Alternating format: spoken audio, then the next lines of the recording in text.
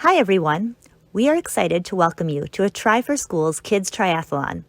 To help you get ready for your best race day, we wanted to share this Course Talk video with you. Your race preparation begins before race day. You can pick up your packet, which includes your race bib and your t-shirt, at our early packet pickup.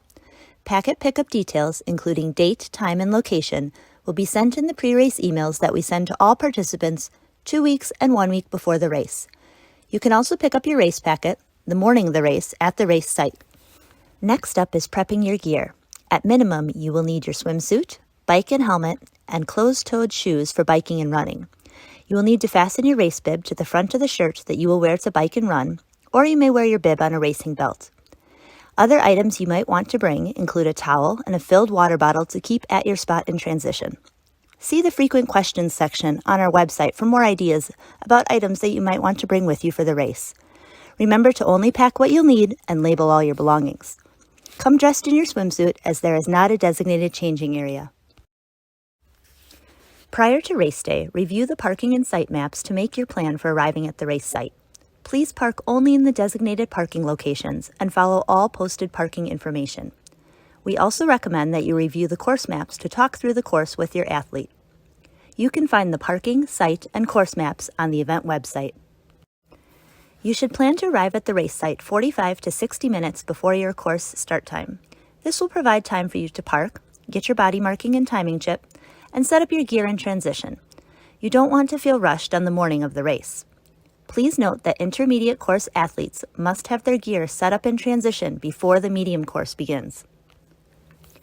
Your first stop when you enter the race site is the registration area. If you need to pick up your race packet, go to the registration table. The bibs are sorted alphabetically by last name, and the volunteers will give you your bib and any other race materials. If you picked up your race packet at the early packet pickup, you should go directly to the body marking and timing chips area. Bring your bib with you to the body marking and timing chips area. Volunteers will need to see your bib to make sure that you receive the correct timing chip and body marking. Volunteers will use a marker to write your bib number on your arm and your course and wave information on your leg. Volunteers will also help you put on your timing chip on your ankle. The timing chips are yours to keep after you finish your race. After you have received your body marking and timing chip, bring your bike and any other gear to the transition load-in area. Volunteers will direct you to where you will load in based on which course you are racing. Note that there may be other athletes actively racing while you load your gear, so please listen to the volunteers' directions and do not go in the active racing areas. The bike racks in transition will have signs attached to them to help you remember where you parked your bike. Remember which rack you parked your bike at so that you can easily find your bike when you run into transition during the race. Leave any race gear that you will need in transition. This includes your race bib attached to the front of the t-shirt or race belt that you will wear while biking and running. As you leave transition after loading your gear, you should only be wearing the gear you will need for swimming. Some athletes choose to wear sandals that they can hand off to their adult when they line up in the swim staging area. About 10 minutes before your race is scheduled to start, find your wave in the athlete staging area. There will be signs with each wave number and volunteers there to help the athletes line up. Athletes will be able to warm up with their wave, and volunteers will lead each wave to the start line when it is their turn to start the race. Athletes start one at a time. Each athlete's timing chip will record their specific start and finish time. Volunteers will let each athlete know when they can get into the pool to begin their swim. Athletes must enter the pool feet first from the side of the pool. There is no diving, and we do not use diving blocks. In the short or intermediate courses, athletes may use a pool noodle to complete their swim if they choose to do so.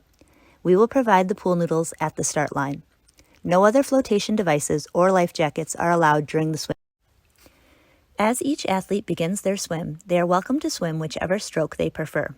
Although athletes start individually, you may pass other athletes during the swim. Athletes in the long and medium courses may have to duck under lap lanes to follow the swim route. Please review the swim course map prior to your race so that you understand the course you will be swimming. Swimmers may choose to wear goggles and/or swim caps, but neither are required. After you complete your swim, you will climb out via the side of the pool and proceed to the transition area to prepare for the bike portion of your race. In transition, you will run to your bike and get ready to ride. This may include using your towel to dry off a little and putting on socks and shoes. Athletes must wear closed-toe shoes to bike and run, but socks are not required. Everyone must wear the race bib on their front and needs to have their helmet on and buckled before beginning to ride. Kids ages 6 and under can have one adult helper meet them at their bike if they require assistance. Volunteers will also be in the transition area to help any child who asks for help. Once an athlete is ready, they must walk their bike to the bike out location. There will be signage and volunteers to help direct them. Athletes can get on their bike at the bike mount line and begin their ride. The bike courses take place on city streets, paths, and sidewalks, depending on the event location. Please review the bike maps with your athlete prior to the race.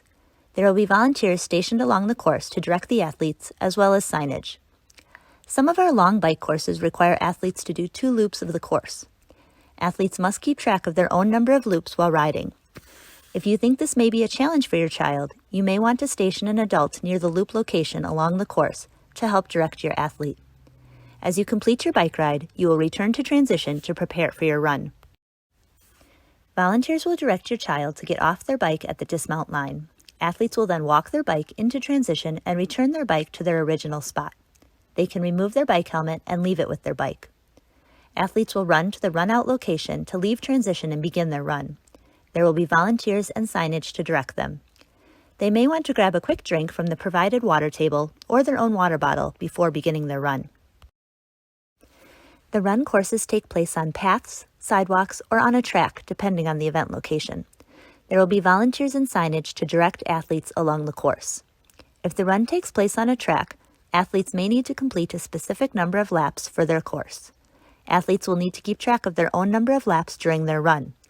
If you think this may be a challenge for your child, you may want to place an adult from your group just outside the track to be able to help your child keep count of their laps.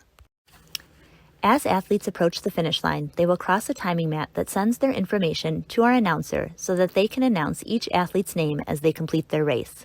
Enjoy your moment, you did it!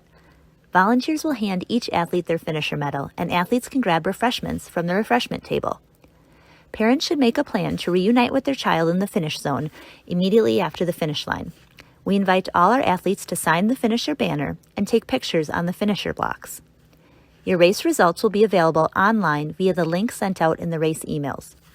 We will be awarding trophies to the top 3 finishers in each award division, and will also host a small award ceremony after each course is completed. Award division information is available on our event website. If you earned an award but can't stay for the award ceremony, we will contact you after the race with details on how to pick up your award.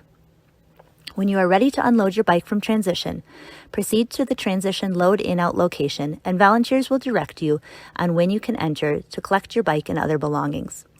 Please be patient and listen to the volunteers when loading or unloading in transition, as other children may still be racing while you are collecting your things. On behalf of the team at Try4Schools, our volunteers, and all our sponsors, we look forward to seeing you on race day. We've been working hard to make your race day a fun, safe experience for you and your family. Details specific to each event are on our website, try4schools.org, and in the pre-race emails. Please contact us if you have additional questions. Thank you for supporting Healthy Kids in Schools. We will see you at the race.